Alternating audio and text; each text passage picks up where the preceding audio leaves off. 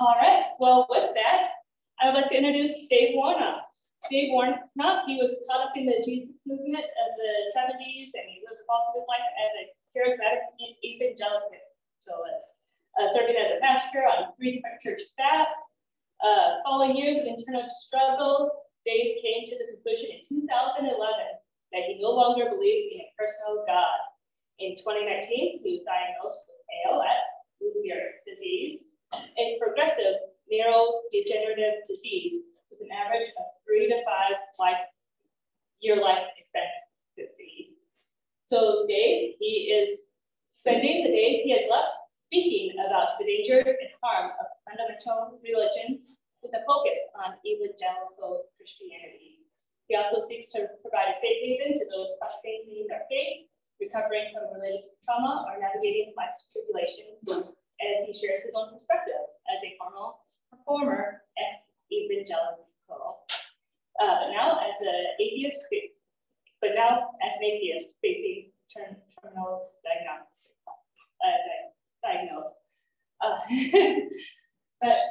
Yeah, I'm very pleased to welcome Dave.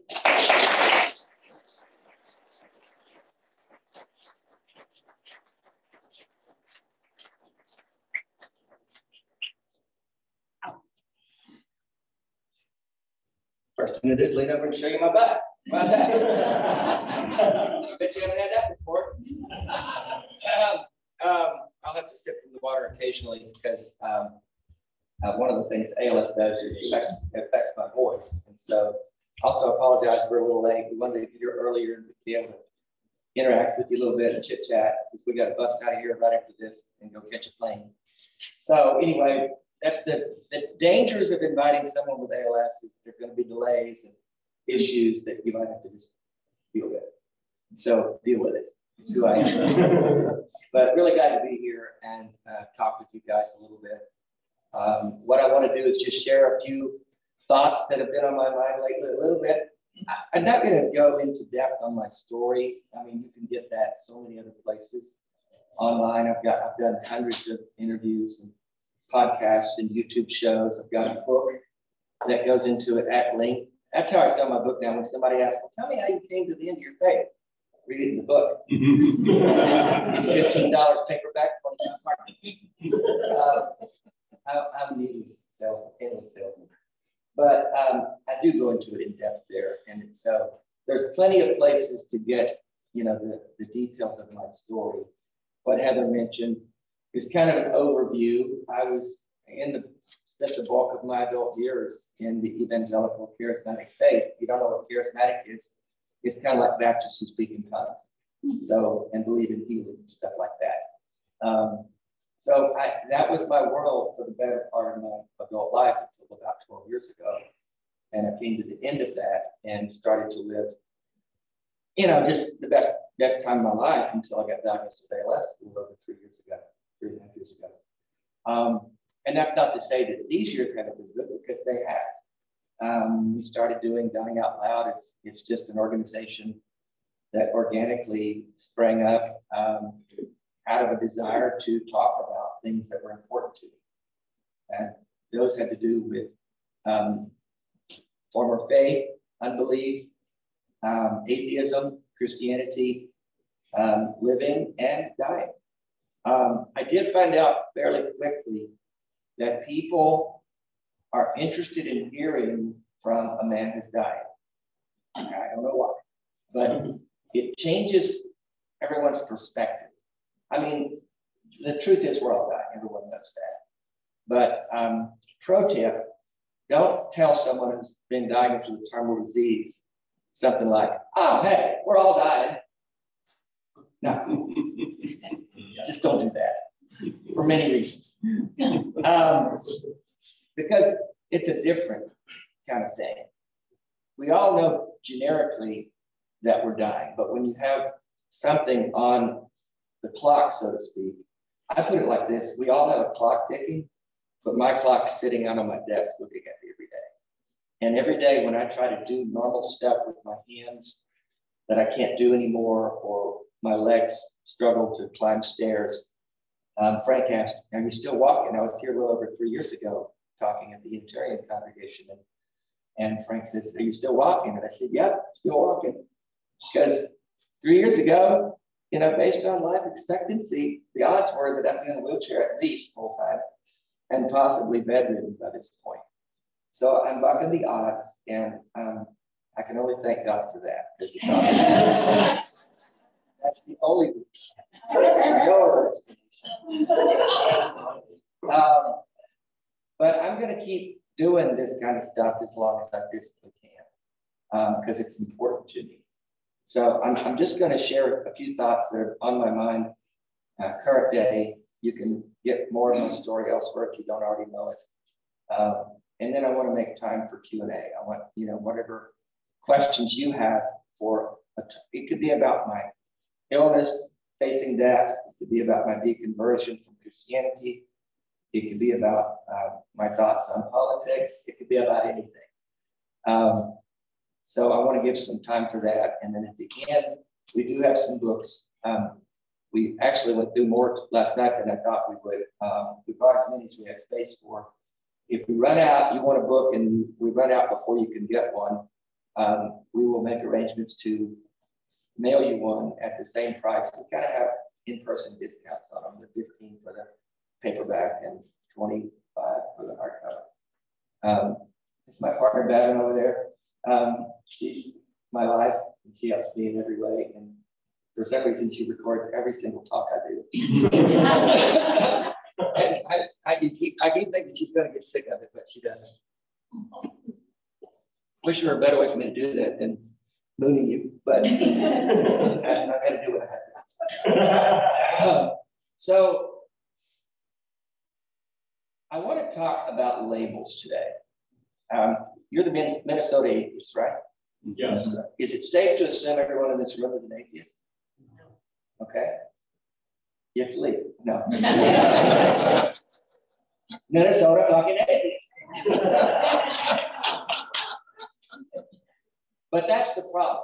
I mean, I'm an atheist. I'm very bold about that. I use that term on purpose. I want to do my little part to destigmatize that label. But that's not who I am. I'm an atheist, but I'm only an atheist in regard to my response to the God claim. You know, because if the reality is, if there were no theism, there would be no atheism, right? It's only a term that describes how we think about theism. Atheism, I don't believe in it. So if there were no Christians or other religious folk around the world telling us that there's a God, we would not need to respond by saying, well, I don't believe that. I don't believe that there is. And I'm open to evidence if you have some. But to this point, I haven't seen any. So I'm going to assume the position that I'm an atheist. But I'm not just that. I'm a humanist. I'm a free thinker. I'm an agnostic. Because agnostic just means I don't know. And the reality is we don't know. None of us can say with certainty there's no God, right? If you're as certain that there's no God as the evangelical is that there is a God, we got the same kind of problem. The problem is with the certainty. What I'm more interested in, rather than the label you use to define yourself, is the values by which you live. That's more important. Values are more important than beliefs. And let me unpack what I mean by that. And this is from the last 3.5 years doing shows, doing call-in shows. I've done the Atheist Experience numerous times. Maybe you've seen me on that show. And we take calls from people who have crazy ideas and want to try to convince us that their crazy ideas are legitimate. And we argue with them until you want to bang your head against the wall. So I can only do that about once a month. Other than that, I'm just like, I have my own show, that GD show. It's on Monday nights, 9 p.m. Eastern time. Some of you, I think, have seen that, where we do conversations with guests about a variety of topics, not just the God, no God argument, of which I get very tired. But the terminologies can get in our way. And there's a phrase, there's a I heard a while back that says, I can't remember who first said it, but I've seen it several places. When you label me, you diminish me. When you attach a label to me, you've now assigned that label to define me. And you've said that I can't be anything else. That's who I am.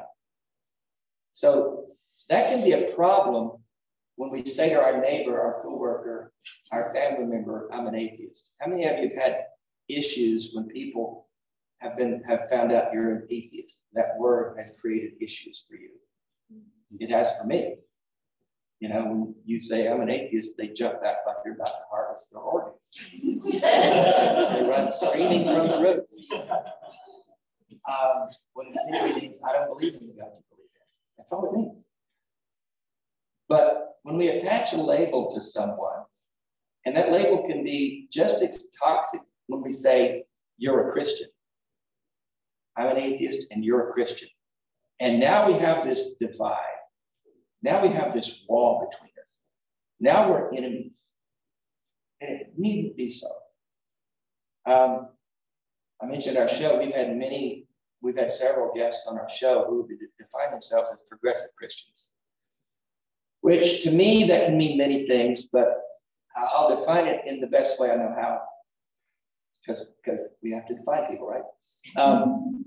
It just means that they believe in some sort of God that's kind of vague and shadowy. It's not the evangelical God of the infallible Bible, but it's a deference to some sort of deity of some kind. It may be a deity that's not really involved with us, but started this thing. Like this God who spun the earth out into the universe and then went on vacation, which is kind of what happened if there is anything out there. And so whenever we've had a progressive Christian on the show, or whenever I've been at other shows or heard other talks, there inevitably rises up this faction of atheists who scream out against that. You shouldn't be giving voice to these people because they're believing in an invisible God.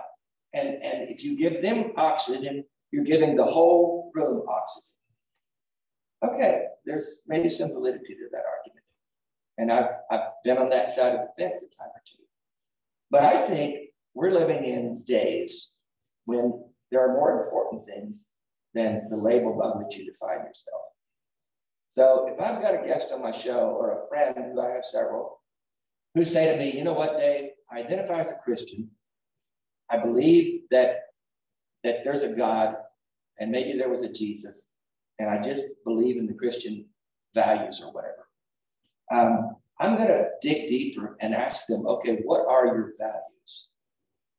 What do you hold to be important? And what I've come to find out is that the progressive Christian has more in common with me than they do with the fundamentalist next door, the evangelical, the Bible believer, the Bible thumper, the Bible trumper. I just make that up. You can use it freely. Because Trump's a student of the word, as we all know. Yeah, hold the Bible upside down first. And his favorite book is 2 Corinthians, we've heard. But the reality is that the values the progressive Christian holds are very similar to mine. They're not the evangelicals trying to convert people. They're not the evangelical Christian nationalists who are trying to convert this country and force it to be a Christian nation, completely against everything that makes sense to anyone. We have a bigger battle to fight in this country, which is the only one I live in, than whether or not someone that we know identifies as a Christian or not. We have to link arms with those people who share our values. We have to. There is a faction in this country. They may be a minority, but they're very vocal, and they have people in important places in the government, on the Supreme Court, who literally feel like they have a mandate from God to force everyone in this nation to be a Christian like they are. to imitate how they believe. And they will go to any lengths to make that happen.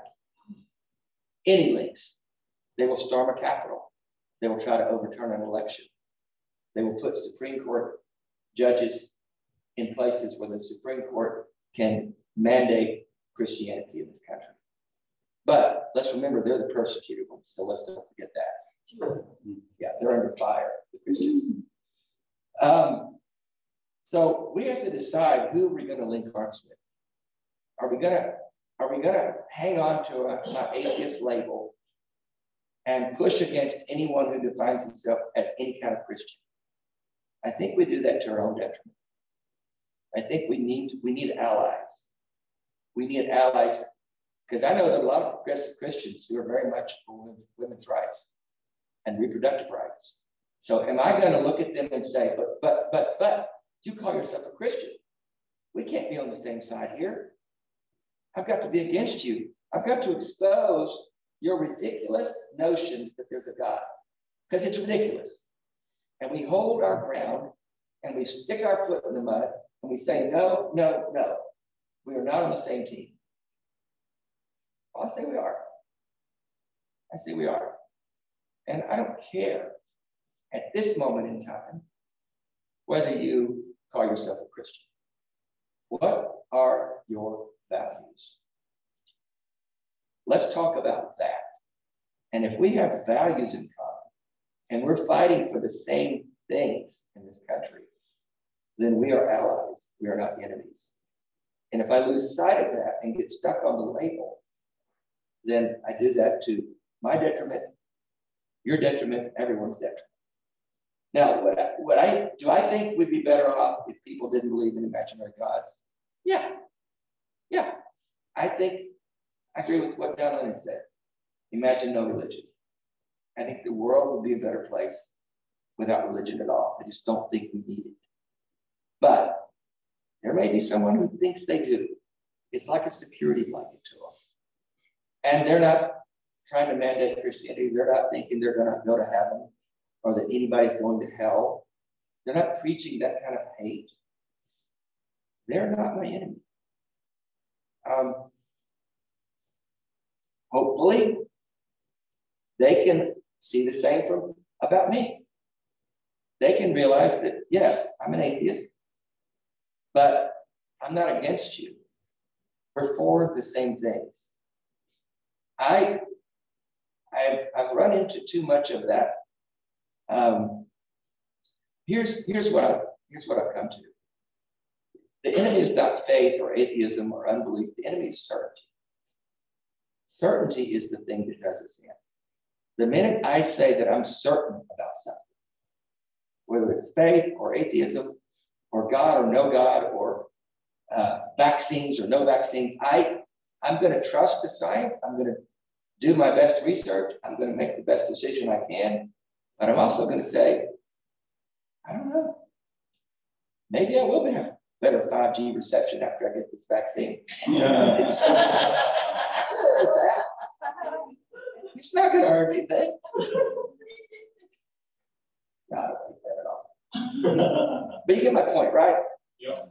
I don't want to lose sight of the reality that at the end of the day, when it comes to these big ideas about the world, how we got here, what's not here, it's much more honest to say, it's much more integrous to say, I don't know. I don't know. I don't know how we got here. I believe the scientists, I trust the people who know more about it than me, so I'm going to lean that direction. But at the end of the day, it could be an alien that farted out the universe. And here we are, coming out of the swamps. I don't know. What I do know, well, I just contradicted myself. What I do believe is that there's no God that's doing anything anywhere for anyone. There's no God that's involved. There's no God that's caring about us. I've said this many times. If you were to convince me somehow with enough evidence that the God of the Bible is real, I would still not worship him. I would have questions. Somebody asked me the other day on the show, why are you mad at God? And I paused and I said, well, because he's a dick. And that's the best answer. But the reality is, I'm not mad at God. You can't be mad at something you don't believe in. I'm not mad at Santa Claus because he didn't bring me goodies last year. But there are a lot of people's interpretation of deconverted Christians is that there's several. One, you're mad at God. Two, you just want to sin. Like you can't sin as a Christian. But all I did. But I repented after, so it's okay. But they have to put you in a category or two because it has to make sense for their ideology. Or the reality is, how many of you have had family members have trouble with your deconversion? Or some of you, I know a lot of lifelong atheists here. How many of you deconverted? You used to be a Christian, but now you're not. How many of you had family members that had trouble with that? Pretty much everyone. And still do, right? They have to pigeonhole you into a category to their liking. Like you just want to sin, you're just mad at God, you're just in rebellion against God, you never did believe. The reason they do that is because deep down there's a fear that if it happened to you, it could happen to them. And that's the worst fear of all. Because my family, my friends knew that I was all in. I believed it, I taught it, I preached it. I was a student of the Bible. I read it cover to cover many times. I was as strong a believer as you could possibly be. And they know that. They know I wasn't just a pew sitter and a casual Christian. I was in it, I raised my family in it. And they know that, okay, Dave is not a casual Christian. And if he can leave the faith, then, oh my God, it could happen to me. And so I've got to create a story that changes the narrative. Yeah. So don't let them do that to you. Just be who you are. And don't let people write your story for you. I want to wrap up and then give plenty of time for Q&A because oftentimes those are the best parts of the talk is when I'm actually talking about something you're interested in rather than blabbing about stuff you have no interest in. So I want to give you guys plenty of time for that. And then if any of you need books, for one books, you don't need them. Yeah, you do.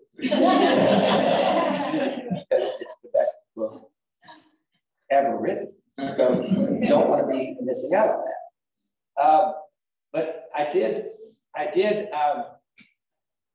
come to a place in my life after my diagnosis with ALS that I felt it important to get it down, to get my story down on paper,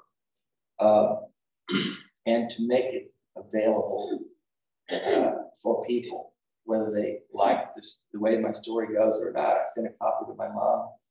By the way, the picture on the cover is a picture of me and my mom, circa 1958.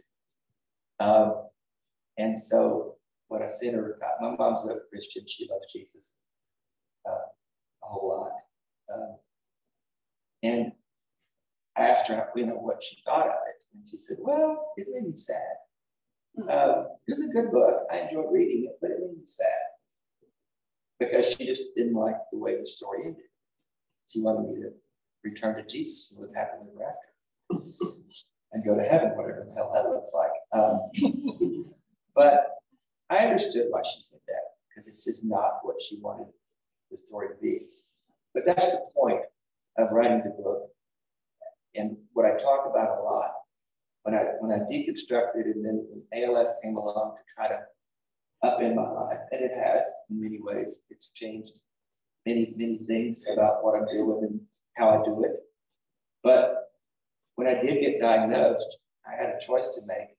Am I just going to go quietly and sit on the couch or lay in bed and wait to die? Or am I going to die out loud? And that's what I decided to do. And so I started talking about the things that were important to me because I wanted to write my own story. I wanted the last chapters to be dictated by me and not someone else, because what I realized is that most of my life my story was being written by someone else. It was written by Jesus. It was written by spiritual leaders. It was written by people's expectations of me as a spiritual leader. It was written by my expectations of what a Christian should do, rather than what do you want to do, Dave, with your life? That was hijacked by Jesus in the 70s. And I'm still pissed at him, by the way. So maybe I am mad at God. Just a little bit.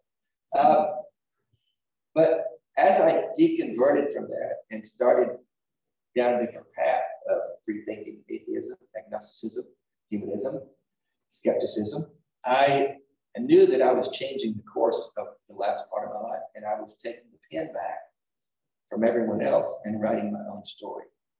And then when ALS came along and wanted to once again write my story for me, I said, oh, hell no. I'm going to write my story, and I'm not going to let a disease or a religion or anything or anyone else write my story. And so that's a lot of what I talk about with Dying Out Loud, is encouraging people in whatever condition you don't have to have a terminal disease to change the way you're writing your story. Anyone can do that at any time. But the encouragement is, don't let anyone else write your story. You have one life to live. And we've got a quote on some shirt. We have merch on our website you can get. I'm just shamelessly shilling everything here. And one of the shirts has a quote that I like. It was written in a poem, but it's also original, I think, from Confucius, which says, you have two lives, and the second one begins when you realize you only have one. And that's what happened when I came out of Christianity. Rather than waiting for an eternal life, I realized I've got one life, and I'm going to live it on my terms. And so that's what I encourage everyone to do. So thank you.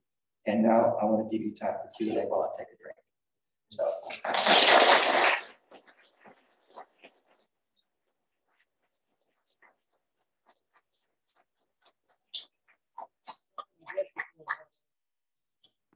So we got, we got 15, 20 minutes for Q&A and books if you need them, but anyone, yes, right here.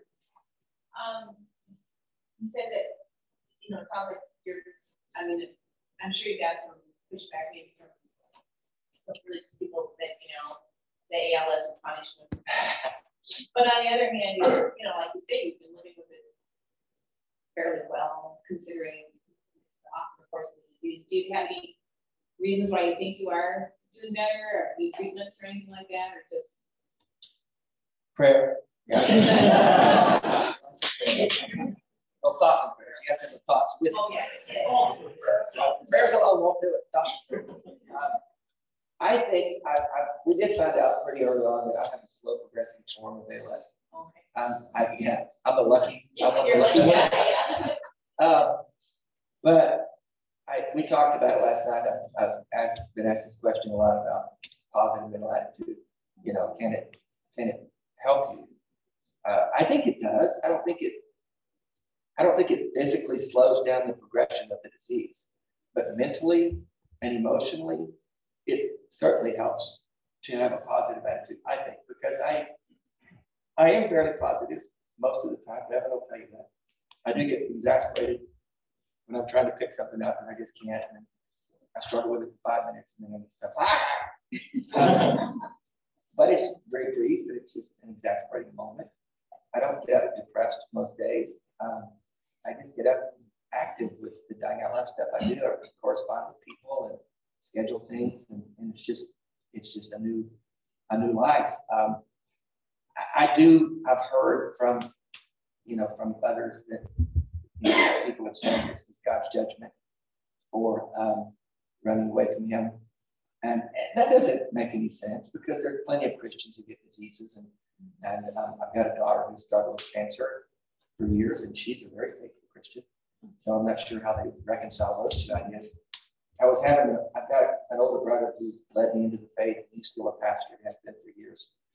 And he's argued with me many times about my atheism, and recently he started in again.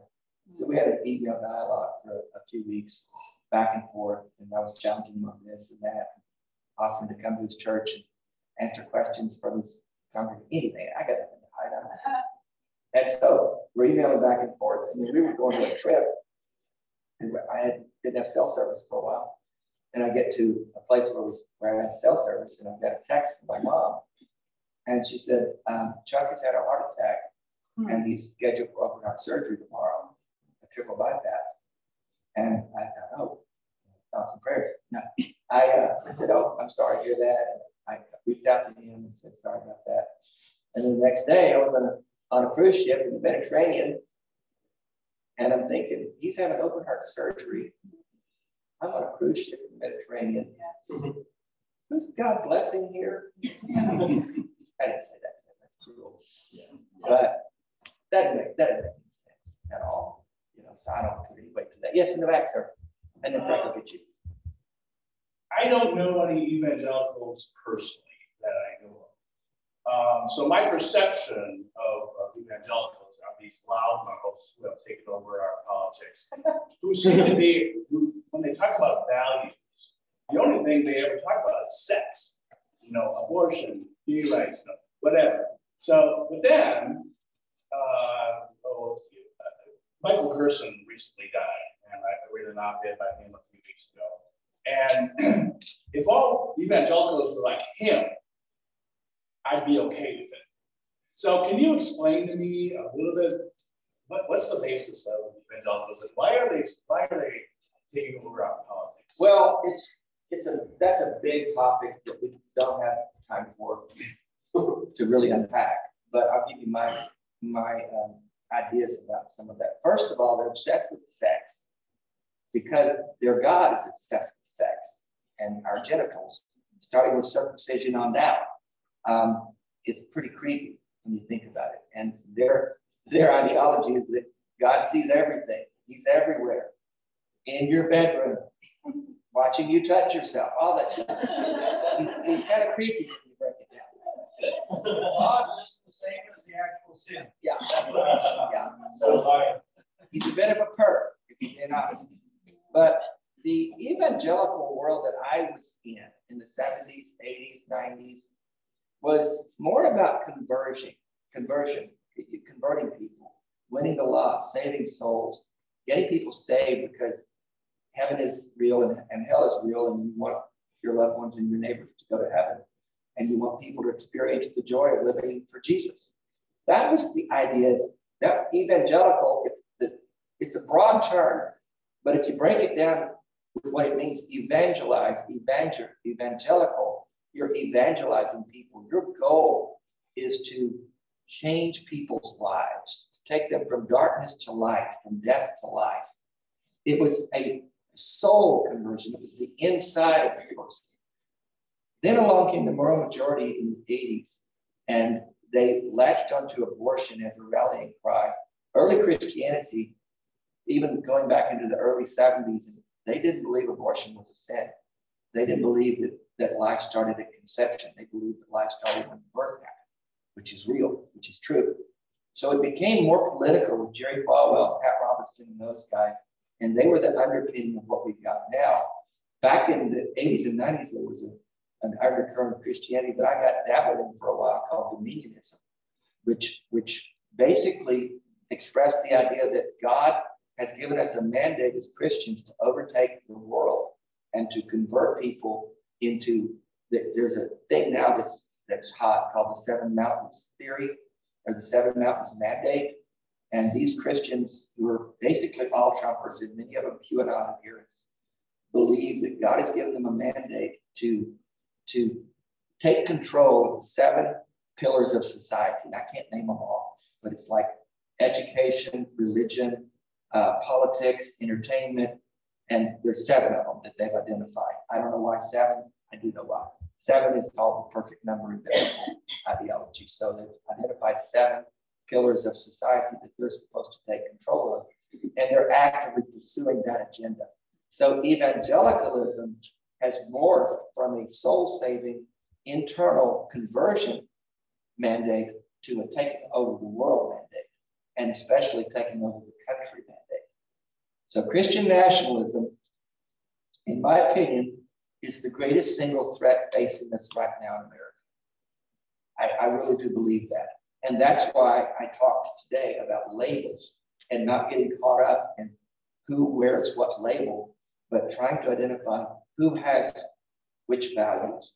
And if we can find people who have like-minded values we can link arms with, we can fight against this enemy that is indeed, in my opinion, insidious and very, very toxic and dangerous.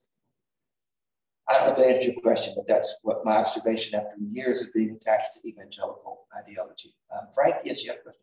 Yes, two things. One, you and I go hand in hand because we're both atheists. But secondly, you know, I'm totally blind. I lost my vision over the progress from 2013 to 2017. Well, first of all, I was born totally blind on my left eye, but I can see on my right eye enough to do, you watch TV or play video games, you know, the good stuff, right? But over time, from 2013 to 2017, I progressively lost all my vision. So, and you lost most of the movement in your hands from ALS. So, right. I just want to make a comment on that. Thank you. Well, thank you for being here. Good to see you again, Frank. Good to see you again. Yes, sir. Yeah, in the back first, and then I'll get you. I'm sorry? Did you grow up? Well, I have to read the book. No, I have no excuse for that. I was raised in a non-religious family. Mom dropped us off a couple of times at a Methodist church, and my brother and I, she would drop us off, hoping to get a little religionist because we were rascals. And then she would go home, and we would just not go in the church. We would just hide in the parking lot and play games, and she would come back and get us.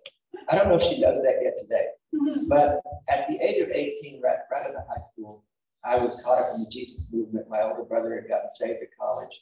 And I really was just a vulnerable young man without much direction. I kind of had an idea I wanted to be a journalist, but I didn't really have a good sense of how to get there. I didn't have a lot of direction. And a lot of people, and my mom and dad weren't very helpful in guiding me.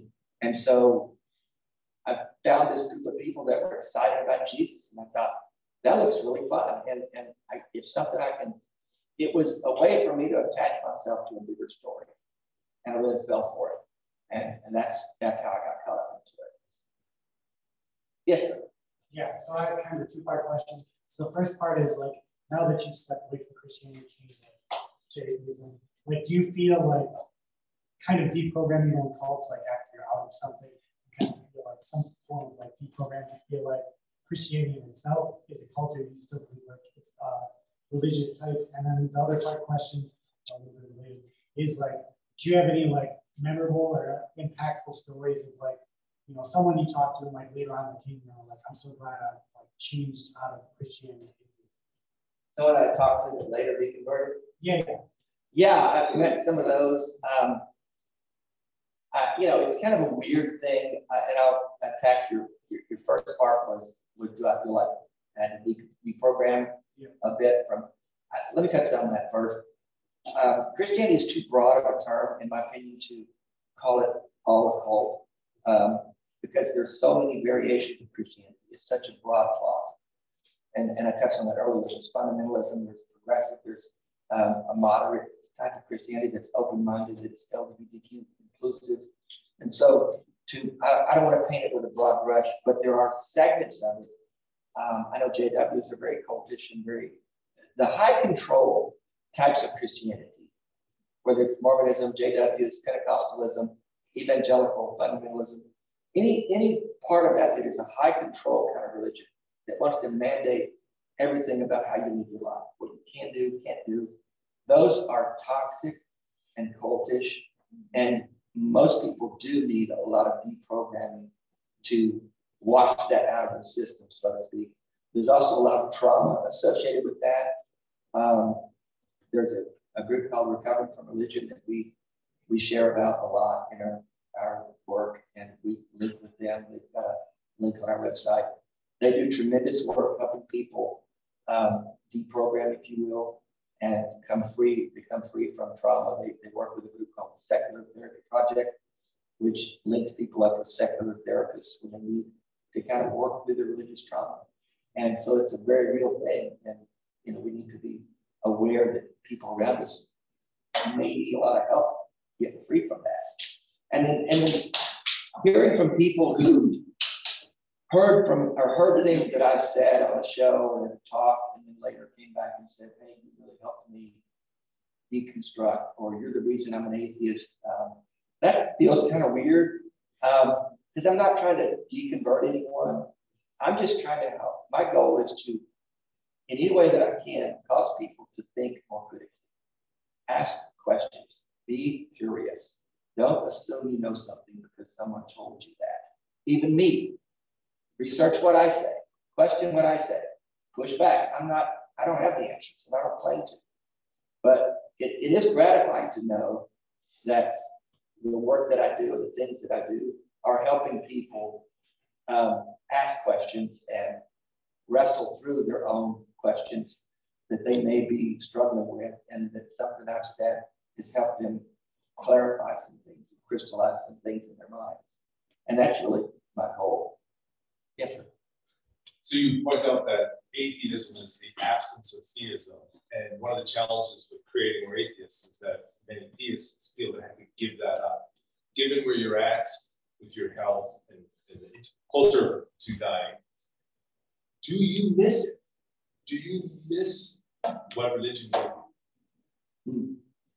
I don't think I've been asked that before, huh? That framed it that way. So, well done. You should get a prize. I don't have any prizes, but you should get one. Because I feel like I've been asked every question. But do I miss it? Honestly, I don't, because I feel like I've replaced everything that faith gave me that was good in other ways. I don't feel like there's anything I'm missing. I don't think there's a void there.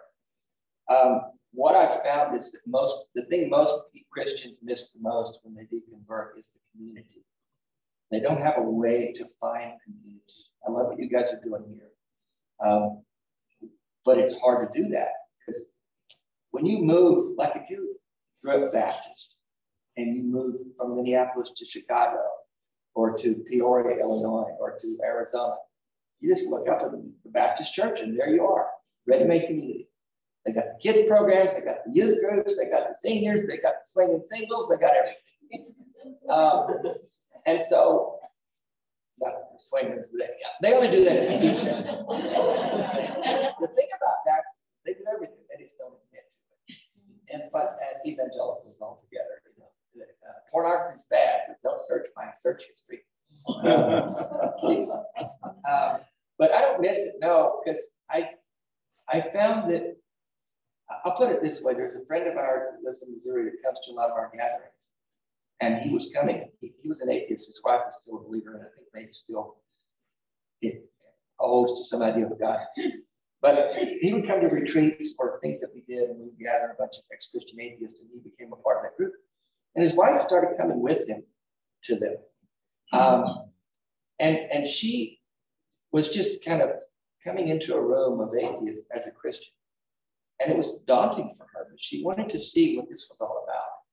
And she wanted to meet his friends and check out his friends. And then a year or two into that, someone asked her, what do you think about this? And she basically said, I love coming to these gatherings, and I love this group of people, because it's the one place I feel the most comfortable and the only place I know that I can go and not be judged. Because the Christian world is constantly judging you, because God is the ultimate judge.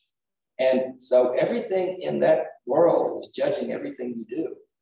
And to be free from that is like taking a straitjacket off and taking shackles off that you didn't know you had your whole life. So when you can replicate the community without the judgment, that's freedom. And so I've been able to replicate the community. I've got more friends in the community than I've ever had, but no one ever judges anything I do or say. We're not critical of each other. There's flaws, and people are humans, and there's arguments, and there's schisms, and there's the same shit that goes on in the church. But at the end of the day, we're allowing each other to be free thinkers, and that's golden to me. And so, no, I don't think I miss it. I really don't. I've also said in conjunction with that getting diagnosed with ALS as a Christian would have been a really difficult because you have to factor how God enters into this picture. Whereas now, as an atheist, you get diagnosed with an illness that a certain number of people get each year. And you just go, well, shit, I'm one of the unlucky ones. Who might think that I shouldn't get this? But no, it's good to be free. Who else? Yes. Have you found delight in things like, say, perhaps science or something else that once you sort of accept reality, you thought, oh, I'm no longer forbidden from enjoying this thing? And if so, what might those things have been? Evolution. Yeah, it was a lot. All my life, it was a lot. Oh, they don't know how to date these things. They're making this shit up, you know. Because you have to cling to the creation story as fundamentals. I mean, think about that. If there's no Adam and Eve, there's no original sin. If there's no original sin, there's no sin nature that we're born with. And if you're not born with a sin nature, what the hell do you need to be saved from?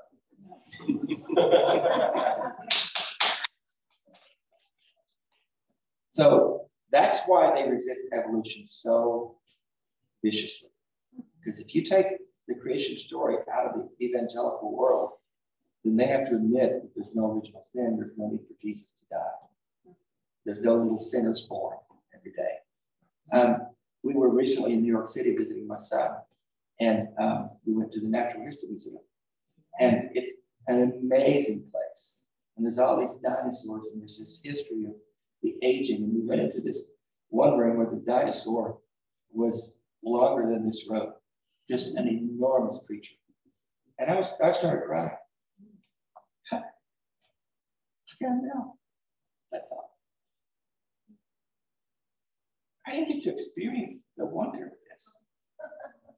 This was robbed from me. I was fed a bunch of bullshit. Yep. And I'm looking at this magnificent, scientific, historical fact. And I don't have to try to measure it against a story in a book. And I can just revel in what people have learned about our world, and just revel in the science of it. It was just like overwhelming. And I just thought, what a beautiful world we live in. And the fact that we can continue to learn more about it each day, each month, each year. There'll be stuff we know 10 years from now that we don't know now, about how our brain works, about how the world works, about our origins. And Christianity holds that back. Religion holds that back. In terms of trying to make this a Christian nation, you've heard this phrase, that there was a time when religion ruled the world. It's called the Dark Ages. And the more religion suppresses knowledge and learning and science, the more backwards we become and the more ignorant we are. So yeah, science is beautiful. And I don't know why I get emotional about it. But yes, in the back? What do you think our culture would look like if we actually value uncertainty? Oh God. It's hard for us to admit we don't know. I think it's our ego, our pride. We think we're the smartest one in the room. So to live with uncertainty as our baseline, it's threatening. But it's also liberating if you think about it, because I don't have to know the answer to that. Why do I think I have to know the answer to that? If there were more of us that embraced uncertainty, I think it would definitely lead us to more discovery and open-mindedness, and we wouldn't pit ourselves against each other as much as we do. Because when you think about it, the factions that we develop and the enemies that we create are based upon the idea that you're wrong and I'm right. And Christianity revels in that. Christianity has to have a bad guy. There has to be a villain and a hero. And Satan's the villain, Jesus is the hero. And they've been duking it out for centuries. You would think a God could have figured out a better thing than that, but he But if we're not fighting each other, if we don't adopt these positions of I'm right and you're wrong, then we're not going to have that stuff to fight about. And we're not going to try to hold to a position that I'm certain about my rightness and I'm certain about your wrongness. We're going to be able to open up and have dialogue and say, you know what, I'm curious about your thoughts on this. Here are my thoughts, but I may be wrong. That's hard to say, but we need to. Did that answer your question? Okay. Any final questions? Heather. August? You said one of the hardest things for religious people to give up is community. Since have you found also that, because I have, one of the hardest things to give up is the afterlife. Oh. How did you give that up? Was that a struggle for you? Yeah, I've been asked that question a lot. My immediate response to that is that I've developed is that isn't this life enough? Why do we need more? Why do we need an eternity? When you realize that this is all you've got, it becomes more precious. It's like a movie that, you know, would you want to watch a movie that never ended? Lord of the Rings was one, by the way. I remember sitting in that movie going, my God, this is never going to end. And then it just stopped, it didn't end. And I thought, oh my God, they're doing a sequel. Jesus, get me out of here. Sorry for any Lord of the Rings fans, but I just don't know. But a movie that never ends, a book that never ends, a meal that never ends. It's not more valuable, it's less valuable. So when you know you have a finite time, then you appreciate it more. And you appreciate the moments more. And if I'm honest, looking back on my ideologies around heaven, eternal life, they're pretty vague. We were talking about that last night. There's no clear definition in the Bible about what heaven is. Everybody's got their own idea. You know, if you love golf, you're going to play golf every day, 36 holes, forever. Oh my God, shoot me now. Seriously, who wants to do anything forever? So the concept of that is just idiotic on its surface. So me giving up eternity, no, what I struggle with, to be honest, is I'm not afraid of dying. I'm afraid of not living. I'm afraid of missing out on something. I've got serious FOMO. So that's fear of missing out. So I don't want to miss any part of the party because I love all of this. And so there's got to come a time, though, when I have to turn the light off. And then I'm going to be thinking, well, shit, I don't want to yet. I want. But the reality is when I do turn the light off and I go to sleep and don't wake up, I won't be aware that I didn't wake up. I won't be on the other side of the wall going, oh shit, I'm dead. No, I gotta get back. That's not going to be a thing. I just won't be aware of it. That's my opinion. I'm not certain about that, but I'm pretty sure that that's kind of how it is. So I just want to get all I can get out of things and get as many moments, grab as many moments as I can and live as much life as I can and do as much of this as I can. Because there's value in that. And when it's over, and I'm okay with that. One question. People ask me too about what about the hereafter, and I just say I'm focusing on the here and now. I have no more consciousness of the heretofore than I do that the hereafter exists. I'm focusing on what's in front of me. That's what we got right now. Yeah. That's all we know. Yeah. I will be up here with, yes, in the back of the last. I feel like the certainty, like if someone says they're in, they start oppressing another person who's staying uncertain. I feel like the uncertain person sometimes feels pressure to be certain to prove themselves. Oh yeah. How do you live with people like fighting their certainty on you and like breaking that for yourself? I just tell them they're wrong. I don't let people box me in.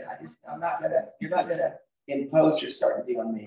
You know, and sometimes it can get hostile and you have to be okay with that. But I'm gonna exercise my boundaries. And if you try to impose your certainty on me, whether it's abortion rights or evangelicalism or whatever, I'm just going to say, no, you're welcome to your opinion, but you're not going to force that upon me. And I don't have to have a counter answer. I can say, I don't know. And if you're not okay with that, that's your problem. You're not going to make it my problem. That feels really good. See what I find is I feel like there's so much. Good. I think it's a lot easier when you have a community that at least thinks the same way as far as some of the basics. Yeah. That way. That's I find myself becoming a lot stronger the last 20 years. we need to have people in our lives that can support us, so you don't feel like you're on the line. That's the need for community. Yes, Frank. Well, I forgot to add to my comment to this question. Okay. There are plenty of books out there for people that are all written by people with disabilities, but one thing is, no deists, they believe this bullshit. So I'm really grateful you wrote this book, Childish Things, because it gives you an idea of how to hear the stories. Are you involved with the story at all? Like assisting with that or anything? Am I involved with what? Like with how people with disabilities or? No. Oh, okay. No, I am going to write a second book called Dying Out Loud, which is going to detail more of what I've learned the last 3 or 4 years dealing with this illness and talking to people and things I've heard from people and people I've met. And so it's going to be more of a, I hate to use the word inspirational book, but it kind of, it'll kind of be in that genre, if you will. And it will talk about terminal illness from an atheist viewpoint, which I think needs to be talked about more. Agreed. But I've got a few books. If anybody wants to come get a book.